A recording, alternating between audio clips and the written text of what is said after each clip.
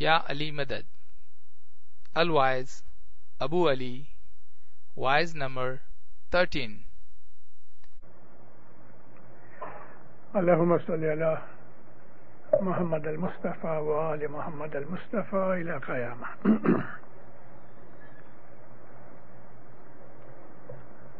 بسم اللہ الرحمن الرحیم.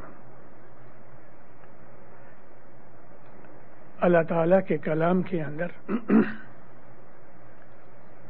ایک چھوٹی سی آیت ہے. اللہ فرماتا ہے وما خلقت الجن والانس الا لیعبدون.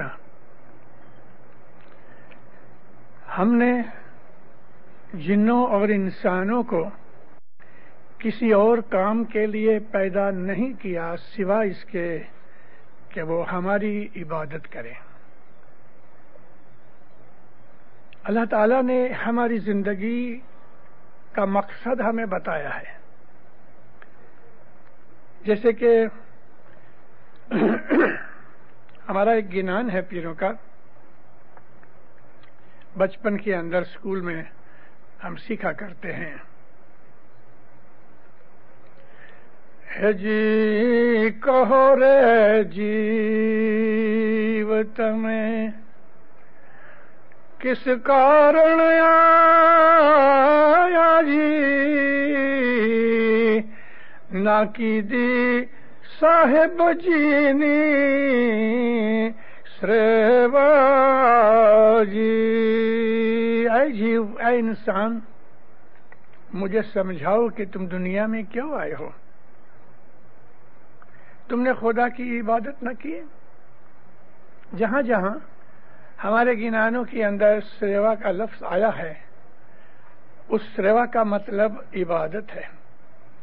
کیونکہ عربی زبان کے اندر عبادت کہتے ہیں غلامی کرنے کو، خدمت کرنے کو، نوکری کرنے کو. جیسے کہ لفظ عبد ہے، عبد کا مطلب غلام ہوتا ہے، عبد کا مطلب بندہ ہوتا ہے. جیسے کہ رسول پاک کے لیے اللہ نے قرآن میں فرمایا ہے کہ عبدنا و رسولنا، ہمارا بندہ ہے اور ہمارا رسول ہے. تو مومنو، ہماری زندگی کا جو مقصد ہے وہ کھا پی کے سو رہنا نہیں ہے، بلکہ خدا تعالیٰ کو راضی کرنے کے لیے ہے. صلوات پڑھو دیندارو. اللہم صلی اللہ محمد وآلہ. میں آپ کو یہ کہہ رہا تھا کہ خدا فرماتا ہے انسانوں اور جنوں کو میں نے اس لیے پیدا کیا ہے کہ وہ ہماری عبادت کریں. ہم الحمدللہ خدا کو ماننے والے ہیں، ہم لوگ بلیورز ہیں، اور خدا کے فرمان کو ہم قرآن پاک کی معرفت سے، رسول اللہ کی معرفت سے، اپنے اماموں کی معرفت سے، اپنے پیروں کی معرفت سے اور ان کے حکم سے ہماری جماعت کے اندر، بلکہ ساری امت محمدی کے اندر دائی ہیں، مشنریز ہیں، عامل ہیں، جو لوگوں کو خدا تعالیٰ کا پیغام سمجھا کے بتایا کرتے ہیں. خدا نے کہا ہے کہ ایسا ایک بھی ملک باقی نہیں، یعنی کنٹری کوئی باقی نہیں، ایسی ایک بھی نیشن نہیں کہ جس کے اندر میری طرف سے سمجھانے والے نہ آئے ہوئے. خدا کا یہ دعویٰ ہمیشہ کے لیے سچا ہے. آج بھی اگرچہ ہمارے سامنے رسول اور نبی نہیں ہیں، مگر ایک بات تو سچ ہے کہ ہمارے درمیان ہمارے امام بیٹھے ہیں. علی اور نبی کا نور ہمارے اندر موجود ہے، جو ہمیں دنیا کے حساب سے دین سمجھاتے رہتے ہیں اور کس طرح زندگی گزارنی، اس کے لیے ہمیں زمانے کے حساب سے ہم کو دورونی اور گائیڈنس دیتے ہیں. نبی کے زمانے کے اندر جو لوگ مسلمان ہوئے، ان لوگوں کے درمیان وہ لوگ کہ جنہوں نے سب سے پہلے رسول کو قبول کیا، انہوں نے کوئی عذر نہیں کیا، انہوں نے کوئی آرگومنٹ نہیں کیا. نبی نے کہا کہ مجھ کو خدا نے پیغمبر بنایا ہے اور لوگوں کی ہدایت کے لیے مجھے حکم کیا ہے. لوگوں نے مان لیا. مگر وہ لوگ بھی تھے کہ جنہوں نے نبی کو نہیں مانا، اور نبی کو نہ ماننے کی وجہ یہ تھی کہ ان کے دل کے اندر نبی کے اوپر اعتبار نہیں تھا، یقین نہیں تھا۔ اس لیے دینداروں، انہوں نے نبی کے پاس سے معجزہ مانگا اور انہوں نے کہا کہ اگر تو نبی ہے تو ہم کو معجزہ کر کے بتاؤ۔ رسول اللہ فرماتے تھے کہ معجزہ کرنا میرا کام نہیں، یہ خدا کا کام ہے۔ پھر بھی رسول اللہ نے بہت سے معجزے کیے، اور وہ لوگ کہ جنہوں نے معجزے مانگے تھے اور نبی نے ان کو معجزے دکھائے، پھر بھی انہوں نے ایمان نہیں لایا، کیونکہ جو آدمی نے نبی کے اوپر پہلے سے ہی اعتبار نہیں کیا ہے تو معجزے کے بعد وہ کیا اعتبار کرے گا؟ نبی کے اوپر لوگ ایک الزام لگاتے تھے کہ وہ جادوگر ہے، روحانیت کی سائڈ میں نہیں جاتے تھے، محمد رسول اللہ کو میجیشن بولتے تھے، یہ جادوگر ہے، اور اس طرح اپنا ایمان انہوں نے خراب کیا۔ یعنی کہ اللہ کے اوپر ضرور مانتے تھے مگر خدا تعالیٰ کے اس نبی کو نہیں مانتے تھے۔ مگر جنہوں نے ایمان قبول کیا، انہوں نے آنکھیں بند کر کے قبول کیا۔ جب ان کو پوچھا گیا، جیسے کہ حضرت بلال نے نبی کی ایک تقریر یعنی کہ واعظ سنی اور اس کے دل کے اندر ہوا کہ یہ بات سچ ہے، کیونکہ یہ آدمی سچا ہے۔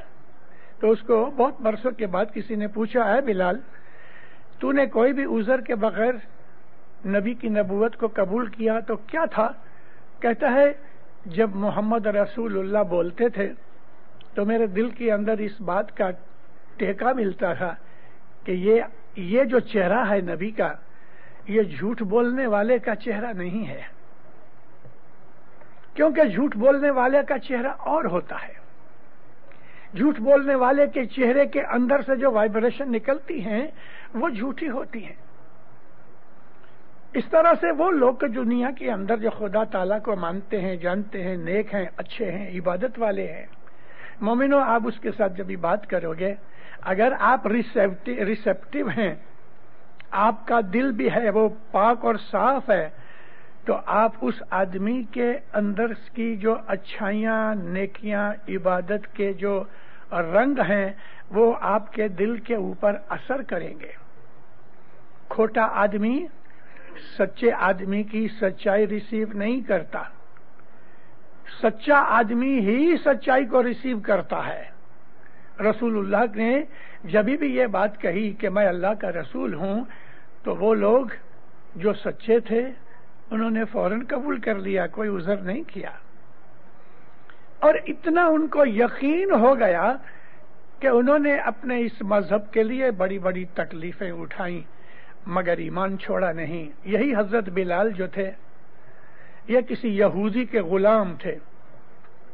اس زمانے کے اندر لوگ غلاموں کو خرید کرتے تھے، جس طرح گائے، بکری، بھینس، گھوڑا خرید کرتے ہیں، ایسا انسان کو اپنی نوکری کے لیے خرید کرتے تھے۔ ان کو غلام کہتے ہیں، انگلش میں سلیو کہتے ہیں۔ ابراہیم لنکن نے 200 برس پہلے سلیوری کو بند کروایا، وگرنہ یہ جتنے بھی کالے لوگ ادھر ہیں نارتھ امریکہ کے اندر، ان کے باپ داداؤں کو نائجیریا اور دوسرے ملکوں کے اندر سے جو افریقہ میں ہیں پکڑ کے لے آتے تھے اور ان کو یہاں آ کے بیچتے تھے۔ تو وہ زمانے کے اندر بلال ایک یہودی کے غلام تھے، مگر اندر خانے مسلمان ہو گئے تھے، اور وہ جانتا تھا کہ میرا جو سیٹ ہے، میرا مالک ہے، وہ اسلام کا دشمن ہے، نبی کا دشمن ہے، تو چھپ چھپ کے عبادت کرتے تھے۔ بہت سے غلام تھے اس سیٹ کے، ایک بہت بڑا روم تھا جس کے اندر یہ سب غلام زمین پہ سوتے تھے۔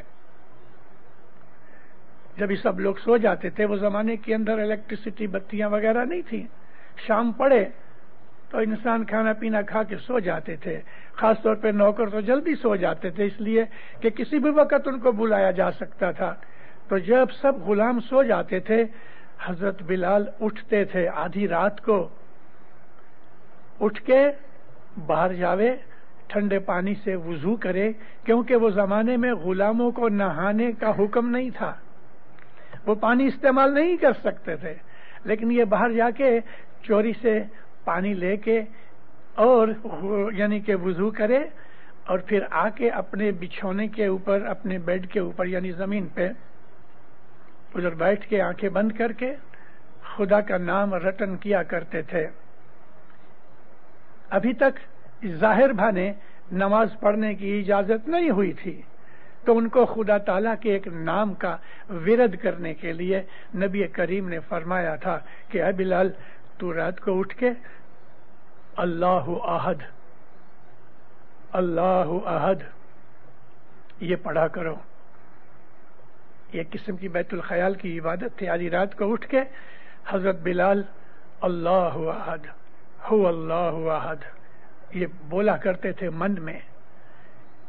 کچھ دنوں کے بعد ان کی لگن بڑھ گئی، محبت بڑھ گئی، جوش میں کبھی کبھی آ جاتے تھے تو زبان سے نکل جاتا تھا ہو اللہ احد، تو ارد گرد کے وہ جو غلام ہوتے تھے وہ اٹھ بیٹھتے تھے۔ کسی نے شکایت کی اس کے مالک کے پاس، مالک نے بلایا، اے بلال کیا یہ سچ ہے کہ تو مسلمان ہو گیا؟ کیا اچھا مومن جھوٹ بول سکتا ہے؟ حالانکہ وہ زمانے کے اندر تقیہ کی اجازت بھی تھی، لیکن پھر بھی اس نے منہ نیچا کر لیا، ہاں بھی نہیں کہا، نہ بھی نہیں کہا۔ اس نے چابک اٹھائی اور اس کو خوب مارا۔ اس نے کہا ہاں میں مسلمان ہو گیا ہوں۔ اس نے کہا تم اسلام کو چھوڑ دو، محمد کو گالی نکالو۔ مار کھاتے رہے لیکن اس نے اسلام چھوڑا نہیں، یہاں تک کہ جو آدمی تھا مالک وہ تھک گیا۔ دوسرے دن اس نے پھر پیٹنا شروع کیا، کھانا پینا بند، اور سورج کی روشنی کے نیچے اس کو باندھ دیا گیا۔ خیال کرو مومنو، عربستان کا ملک دوپہر کی چلچلاتی ہوئی دھوپ میں پانی اور کھانے کے بغیر، پھر بھی وہ مانا نہیں، کئی دنوں تک اس کو پیٹتے رہے۔ آخر پھر اس دن ایک دن اپنے دوسرے غلاموں کو بلایا، اس کے کپڑے اتار کے ننگے بدن زمین پہ سلا دیا، اور 4-5 آدمی ایک بہت بڑا پتھر اٹھا کے لے کے آئے اور اس کی چھاتی کے اوپر، سینے کے اوپر رکھ دیا اور چلے گئے۔ سورج کی اس تپش کے اندر اتنا بڑا وزنی پتھر چھاتی کے اوپر، سانس لینا بند ہو گیا۔ تھوڑی دیر کے بعد آنکھیں اوپر چلی گئی، زبان باہر منہ میں سے نکل کے لٹک گئی، چہرہ لٹک گیا۔ یہ لوگ سمجھے کہ یہ مر گیا۔ عین اس وقت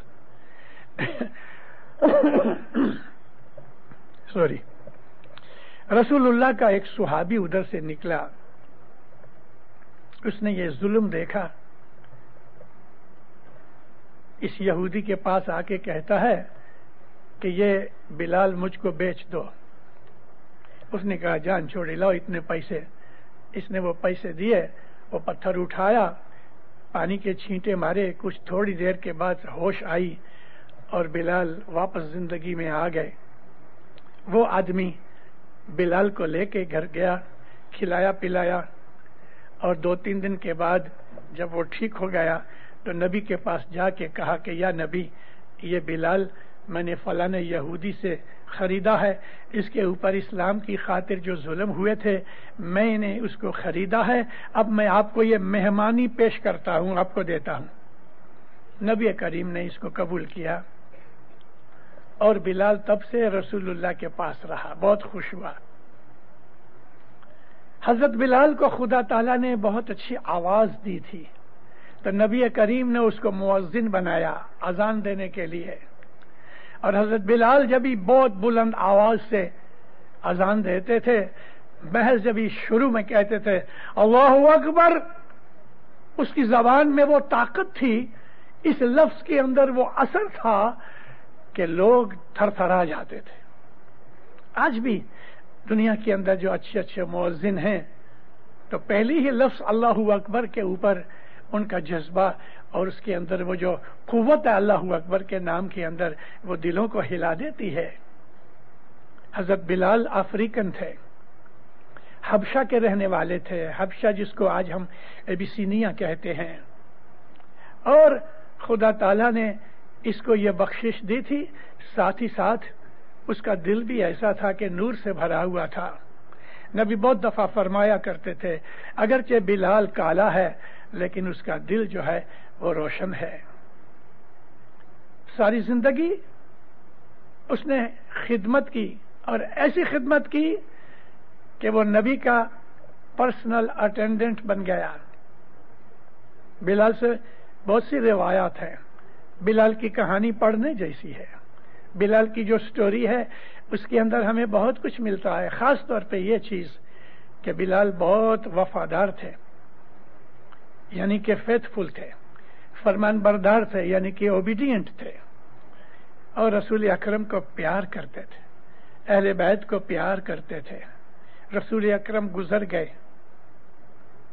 اس کے بعد حضرت ابو بکر خلیفہ بنے، 2.5 برس کے بعد حضرت ابو بکر گزر گئے اور حضرت عمر خلیفہ بنے۔ جب ہی حضرت عمر خلیفہ بنے تو بلال تو اس کے پہلے نبی جب ہی گزر گئے تو بلال مدینہ چھوڑ کے چلے گئے تھے کسی اور جگہ۔ حضرت عمر کی خلافت کے درمیان ایک دفعہ حضرت بلال واپس آئے، 8-10 سال ہو چکے تھے اس بات کو۔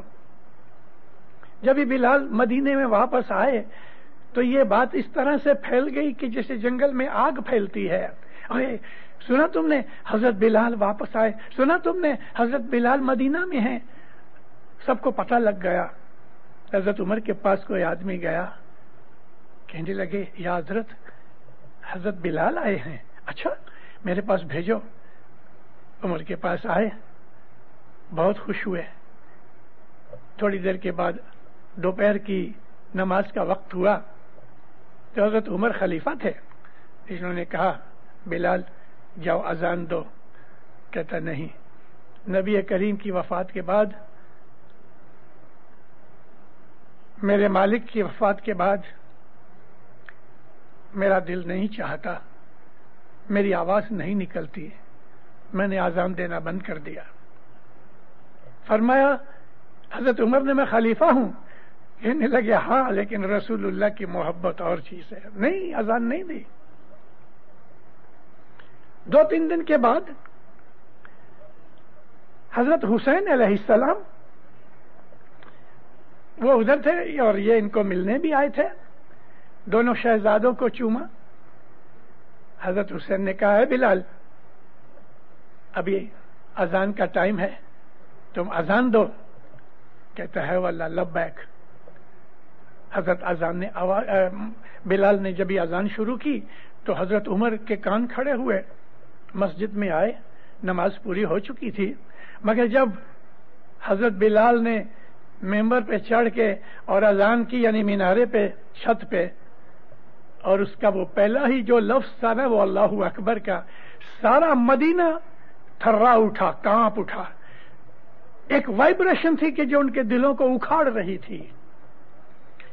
اپنے گھر دکانیں چھوڑ کے بھاگے اور رستے میں بھی کھڑے ہو کے اس کے اس پیارے الفاظوں کو اور اس کی مدھر زبان کو، آواز کو وہ سن کے مست ہو رہے تھے۔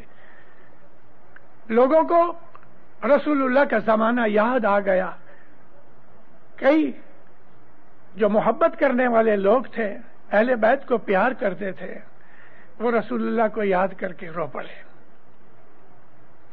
نماز پوری ہوئی، حضرت عمر نے کہا اے بلال میں خلیفہ ہوں اور میں نے تمہیں کہا کہ تم اذان دو تو تم نے مجھے منع کیا، اور اب کس کے کہنے سے تم نے یہ اذان دی؟ کہنے لگا جس کے حکم کو توڑا نہیں جا سکتا اس کے کہنے سے میں نے یہ اذان دی۔ کون ہے وہ؟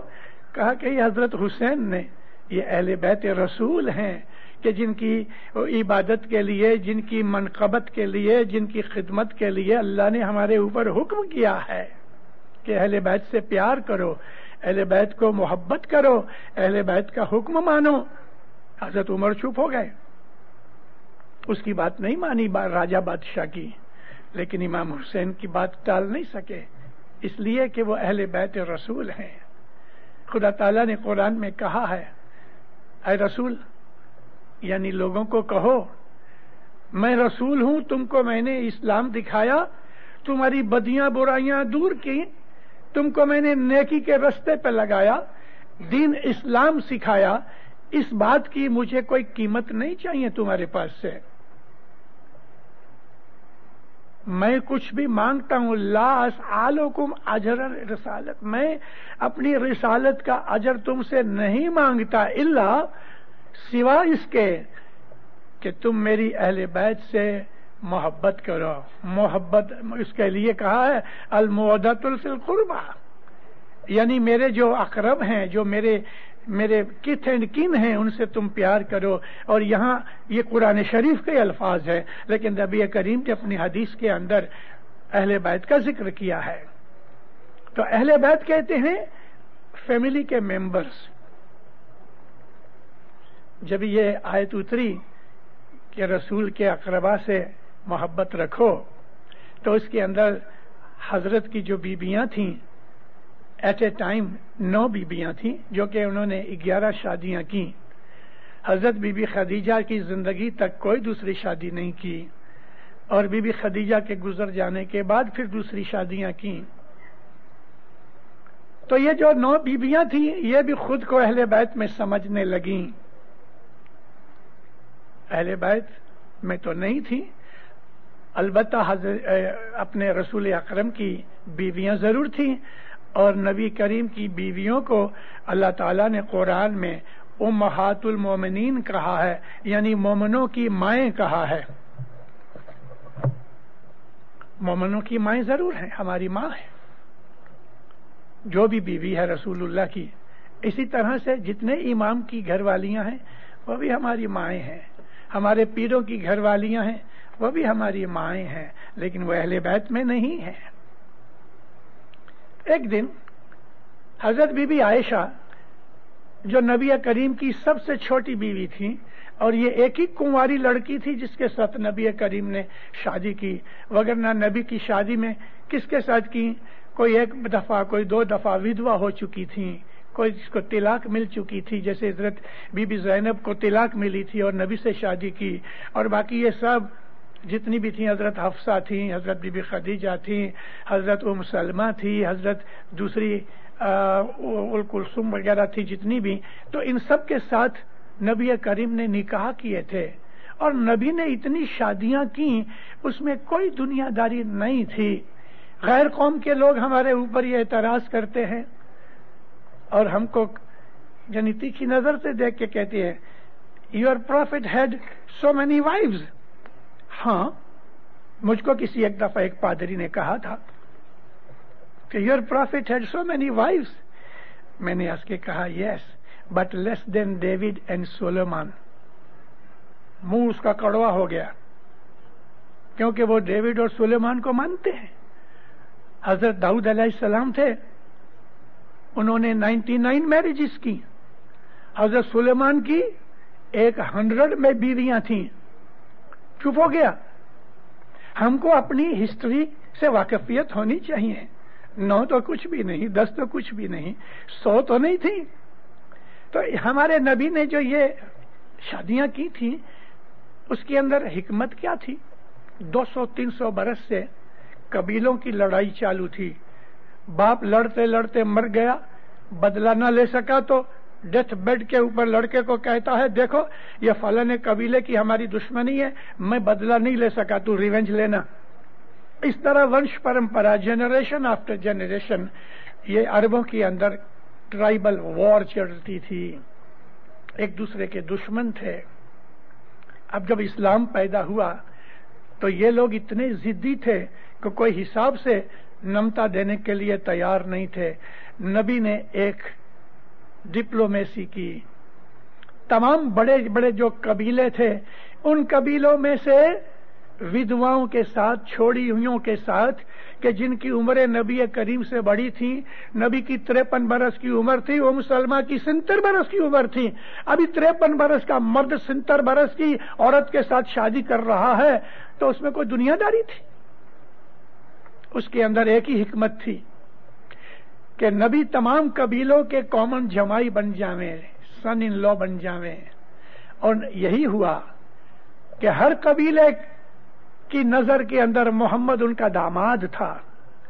तो तमाम कबीलों ने जब मोहम्मद को, एक अकेले को अपना दामाद मान लिया, तो ये एक दूसरे के रिश्तेदार हो गए मोहम्मद की मारिफत से। ये हिकमत थी उसके अंदर। तो एक दिन हजरत खाली एक बीबी आयशा थी कि जो कुंवारी लड़की थी, हजरत अबू बकर की लड़की। बीबी आयशा बैठी थी, नबी को कहते हैं, या नबी, हम भी तो अहले बैत में हैं। हुजूर ने फरमाया नहीं। हजरत बीबी आयशा ने रसूलुल्लाह को बहुत सताया है और नबी उससे खुश नहीं थे। एक दिन बहुत गुस्से से घर के बाहर निकले बीबी आयशा के हुजरे में से, और जोर जोर से बोल रहे थे, इस घर में से फितने निकलेंगे। यानी बीबी आयशा के घर की तरफ ऐसा हाथ करके कहने लगे। लेकिन हमारी माँ है, हम उसकी इज्जत करते हैं। नबी फरमाया नहीं, तुम अहले बैत में नहीं हो। तो कहती, या नबी, कौन अहले बैत में है? हुजूर चुप रहे। 2-1 मिनट के बाद दौड़ते हुए हजरत हसन, हजरत हुसैन एक दूसरे का हाथ पकड़े हुए और चीखें मारते हुए, हंसते हुए भागे चले आते थे। नबी ने देखा 2 बच्चे आ रहे हैं, आप बहुत प्यार करते थे इन दोनों को। ऐसा हाथ खोले, नबी बैठे हुए थे, हुजूर ने ऐसा हाथ खोले, दोनों भाग के नाना की गोद में घुस गए। एक को राइट साइड में, दूसरे को लेफ्ट साइड में बिठाया। थोड़ी ठंडी का टाइम था, हुजूर ने एक कंबल ओढ़ा हुआ था, जो कंबल ऐसा लेके दोनों बच्चों को अंदर ले लिया, कंबल बंद किया। थोड़ी देर तो इनके पीछे इनकी माँ चली आई, बीबी फातिमा अलैहिस्सलाम चली आई। उसने भी सलाम किया। नबी करीम ने उसको अपने सामने पांव के पास बिठाया। थोड़ी देर हुई तो मौला अली चले आए, तो बीबी फातिमा को फिर कंबल के अंदर लिया, मौलाना अली अलैहिस्सलाम को भी कंबल में लिया, और ये सारा कंबल पांचों को लपेटा हुआ। हुजूर कहते हैं, आयशा, ये अहले बैत है, ये अहले बैत है, यही पंजतन पाक है। पंजतन पाक खुदा ताला के नूर में से निकले हैं।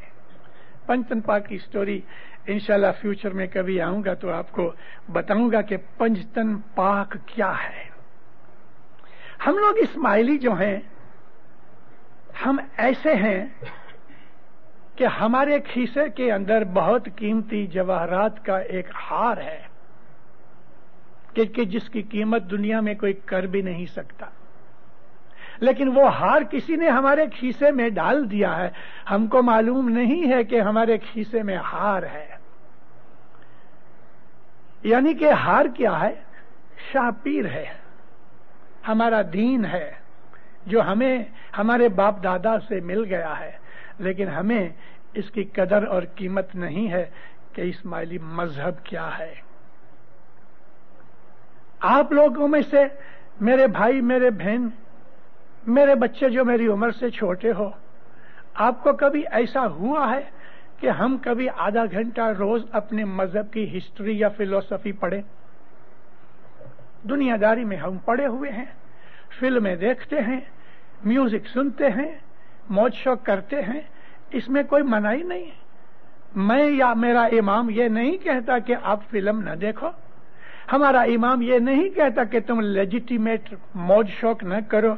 मेरे लफ्ज लेजिटिमेट के ऊपर भार देना, यानी मौज शौक कि जिस मौज शौक में गुनाह नहीं है, हजरत इमाम फरमाया वो लेजिटिमेट मौज शौक करो, निर्दोष रमत गमत हमारा मजहब में जायज छे।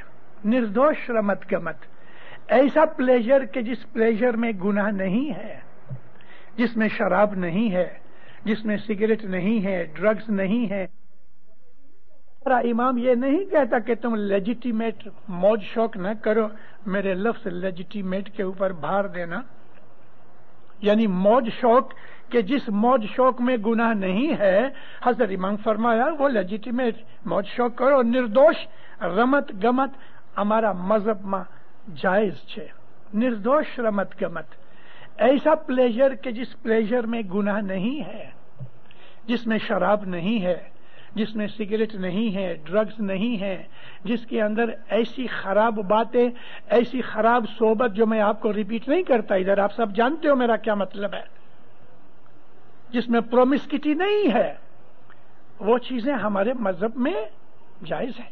کھاؤ پیو، خوشیاں کرو، اچھے کپڑے پہنو، لیکن کپڑے پہنو، کھاؤ پیو، مرسیڈس میں گھومو اور 5 لاکھ کے مکان میں رہو، اس کا یہ مطلب نہیں کہ آپ مغرور ہو جاؤ اور کہو کہ میں بہت بڑا ہوں، یہ ہمارے مذہب میں نہیں ہے۔ ہمارے مذہب کے اندر راجے مہاراجے ہیں، وہ بھی مولا کے پاؤں کے پاس بیٹھتے ہیں۔ ہمارے مذہب کے اندر امام کے سوا اور کوئی بھی بڑا نہیں ہے، ہم سب اس کے غلام ہیں، کیونکہ ہم نے اپنی مرضی سے راضی خوشی سے حضرت امام کی بیعت کی ہے، ایلیجینس دی ہے ہم نے کہ یا مولا تو میرا امام ہے، میں تیرا غلام، تیرا بندہ ہوں، اور اس ایلیجینس کا مطلب یہ ہے انکنڈیشنل اوبیڈینس۔ اسماعیلی مذہب طریقت ہے جو صوفی طریقہ ہے، صوفی طریقے کے اندر جو مرشد ہوتا ہے وہ ساری زندگی میں اس سے زیادہ بڑی کوئی چیز نہیں ہوتی، ماں باپ بہن بھائی بیوی بچے مال دولت، یہاں تک کہ انسان کا خود کا تن بھی مرشد کے نام پر قربان ہے۔ مذہب اگر سمجھ میں آ گیا تو اسماعیلی مذہب کی جو لذت ہے وہ ایسی ہے کہ انسان اس کے سوا اور کسی چیز کو سمجھتا ہی نہیں۔ ہم کو دنیا چھوڑ دینے کا حکم نہیں، دنیا میں رہو، بیپار کرو، دھندا کرو، مالدار بنو، لیکن مالدار بننے کی اپنی زندگی کے اندر ایک ہی مقصد اور ایم مت بنا لو کہ میری زندگی کا ایک ہی اصول ہے کہ مال پیدا کرو، یہ نہیں ہونا چاہیے۔ کھاؤ کماؤ، خیرات کرو، لوگوں کی مدد کرو، امام کے گھر کی خدمت کرو۔ خدمت کو عربی زبان کے اندر عبادت کہتے ہیں۔ عبادت کا مطلب ہی خدمت سیوا ہے، یعنی امام کو راضی کیا جائے۔ غلام کا ایک ہی کام ہوتا ہے کہ وہ اپنے مالک کو راضی کرتا ہے۔ حضرت امام ہمارا مالک ہے، ہم نے بیعت کی ہے۔ یہ اسماعیلی مذہب شریعت نہیں ہے جو ہمارے دوسرے مسلمان بھائیوں کے پاس ہے۔ حضرت امام کے ایک فرمان میں ہے، ہمارے دوسرے مسلمان نماز پڑھ لیتے ہیں اور سمجھتے ہیں کہ ابھی ہم نے اپنے مذہب کا سب ڈیوٹی پوری کر دی۔ ہمارے مذہب میں یہ چیز نہیں ہے۔ ہمارے مذہب کے اندر تو ساری زندگی کا مقصد ہی حضرت امام کی عبادت ہے۔ مذہب یہ ہے، مذہب ہمارا خدمت سیوا۔ کچھ کا ایک مکھی، بہت بڑی عمر ہو گئی، اتنی بڑی پگڑی، چھوٹا سا منہ، بزرگ 80 برس کا آدمی بمبے آیا، امام کی خدمت میں مہمانی رکھی۔ مولا تو جانتا تھا اس کے دل کو، عابد آدمی تھا، بہت عاشق تھا۔ صاحب نے اس کو پوچھا، اے مکھی کیسے ہو؟ کہتے جبو۔ صاحب اردو ہندی میں بولے، وہ کچھی میں بولتا تھا، خداوند تجھے مہربانی ہے۔ صاحب بہت سی دعائیں دیتے رہے، ہاتھ باندھ کے کہتا ہے، خداوند مکے ہکڑی چیز پوچھنی ہے، پوچھو۔ کہتے جیبو، نہیں کچھی کے اندر جیبو جو بزرگ ہوتے ہیں، راجہ بادشاہ ہوتے ہیں، ان کو جیبو کہتے ہیں۔ جیبو کا مطلب جیو۔ کہتے جیبو تو جو راضی تھی ہیں تو کرو ڈیے۔ مولا اس کے کہتے ہیں، مکھی میں اگر کسی پہ راضی ہوں تو میں اس کو اپنی خدمت دوں۔ آمین۔ پھر ہاتھ باندھے، خداوند تو جھجو راضی تھی ہیں تو کرو دیے۔ صاحب پھر کہتے ہیں، میں بہت راضی ہوں تو اس کو بہت خدمت دوں۔ آمین۔ مولا تو بہت راضی تھے تو کرو دیے.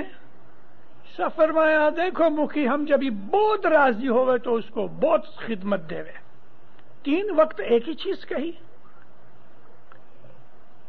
ایک وقت آرڈینریلی راضی ہوئے تو بھی خدمت دے، تھوڑا زیادہ راضی ہوئے تو بھی خدمت دے، جب بہت راضی ہوئے تو بھی خدمت دے. خدمت ہی تو عبادت ہے. خدمت کے ہزاروں سوروپ ہیں. آپ تسبیح نکالو یہ بھی خدمت ہے، یعنی عبادت ہے. آپ جماعت خانے کے اندر آ کے صفائی کرو یہ سمجھ کے کہ میرے مولا کا گھر ہے، اس کی عزت کرو، رسپیکٹ کرو، یہ بھی عبادت ہے. آپ نے ناندی کے اندر کچھ ہیلپ کی یہ بھی عبادت ہے. آپ نے دعا پڑھائی مکھی کے کہنے سے یہ بھی عبادت ہے. آپ نے اور کوئی ڈیوٹی کام کیا یہ بھی عبادت ہے. آپ نے کسی اسماعیلی کی مدد کی یہ بھی عبادت ہے.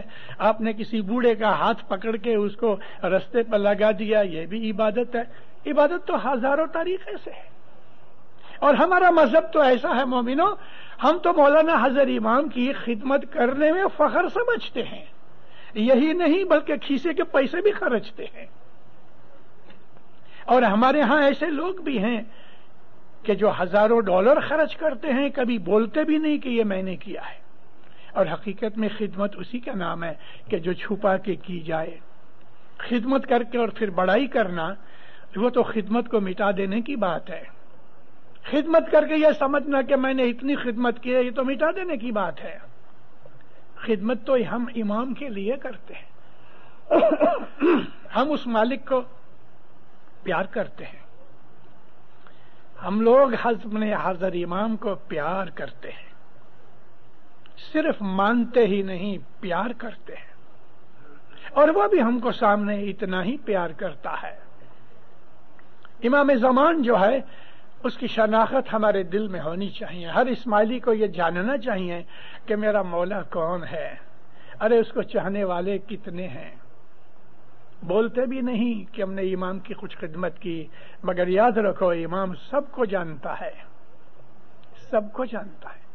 ایسا ایک بھی شخص نہیں کہ جس کو امام پہچانتا نہیں، کیونکہ وہ اللہ کا نور ہے. اس کو ہر چیز کا علم ہے.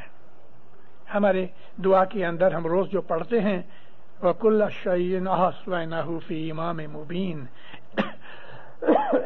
ہر چیز کا علم ہمارے مولا کو ہے. میں آپ کو ایک چھوٹی سی بات بولوں جو بہت ضروری ہے اس ٹاپک کے اندر. 1945 میں امام سلطان محمد شاہ بامبے آئے. 4.5 مہینے ٹھہرے، ہندوستان کا سفر کیا. ہر روز 40 مہمانیاں ہوتی تھیں اور ایک ایک مہمانی میں مولا خود جا کے بیٹھتے تھے. کچھ کا ایک آدمی تھا، میرا اچھا دوست تھا. معمولی شخص تھا، یعنی بہت مالدار نہیں تھا. ہاشم بھیم جی اس کا نام. مہمانی رکھی. مکھی نے کہا خداوند ہاشم بھائی ہے، کچھ مانڈوی کا رہنے والا، مہمانی رکھی ہے. کہتے ہاشم تم نے کہے کو مہمانی رکھی؟ ہم تو ہر 10 دن تمہاری مہمانی کھاتے ہیں. کہتے مولا ڈائمنڈ جبلی کا ٹائم ہے، مجھے ایسا ہوا میں آپ خداوند کی خدمت میں مہمانی رکھوں.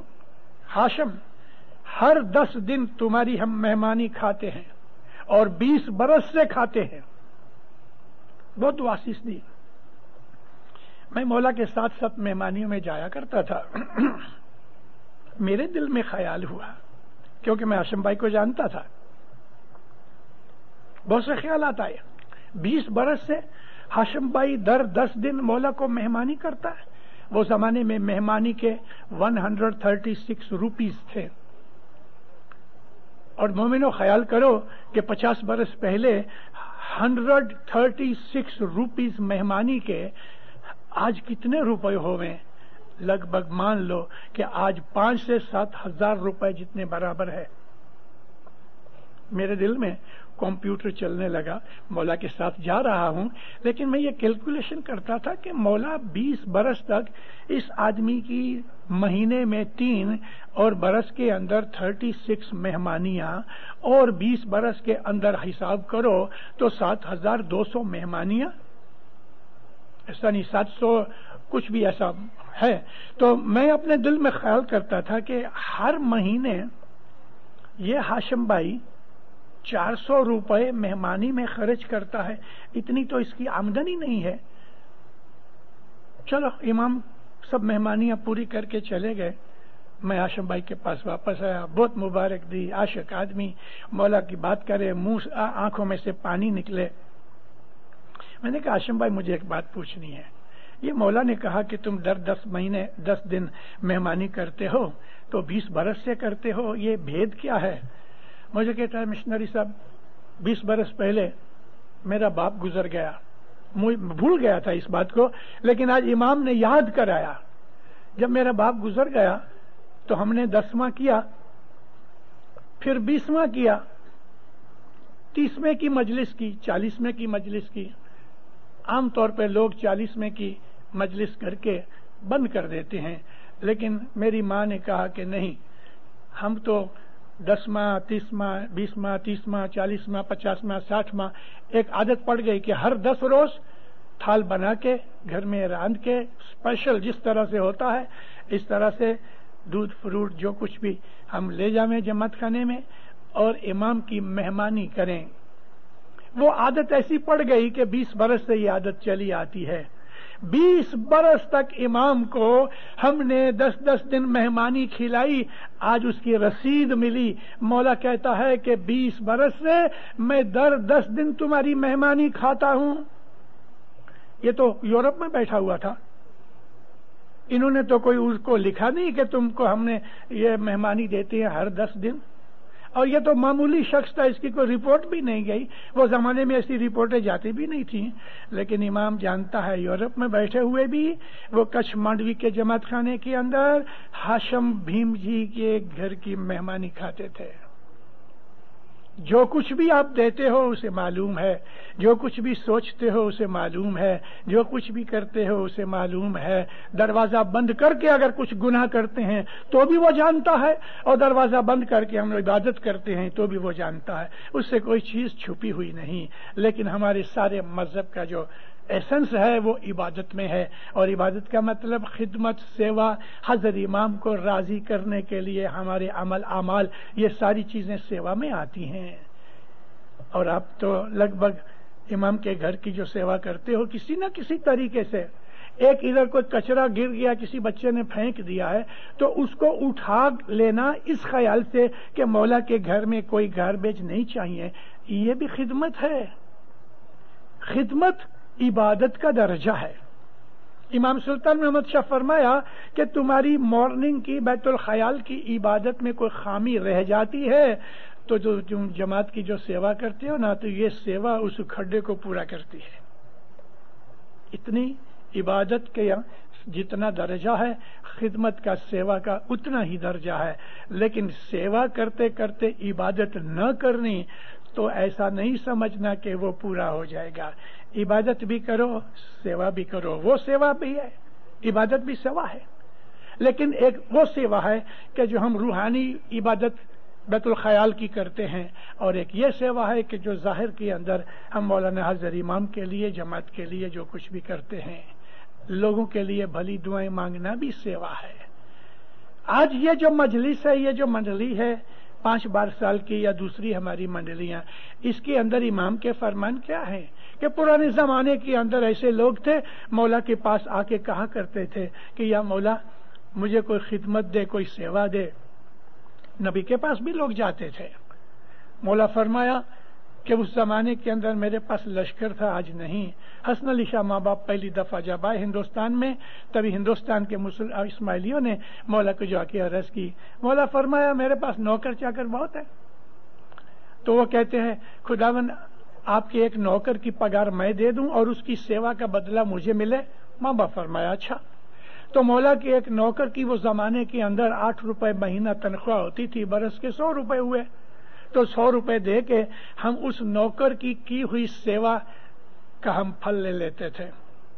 اس میں سے کسی نے کہا میں 5 برس کی سیوا دیتا ہوں تو 5 سال ہوئے، کسی نے 7 برس کی دی تو 7 برس ہوتا ہے، بلائیں آفتیں دور ہوتی ہیں۔ مولا آپ کو سکھی آباد کرے، ایمان کی سلامتی دے، حقیقتی سمجھ دے، نیک مرادیں پوری کرے، آفت بلائیں ہمیشہ دور رکھے، کلجو کی ہواؤں سے بچاوے، دسوندی سکریتی بناوے، مولا فرمان بردار مومن بناوے، مولا اپنی محبت زیادہ کرے، مولانا حضرت امام آپ کو، آپ کی اہل اولاد کو دین دنیا کی نعمتیں دے، برکتیں دے، خوشیاں دے، آپ کو ہر حالت کے اندر سکھی آباد اور اپنے گھر کی شناخت میں رکھے۔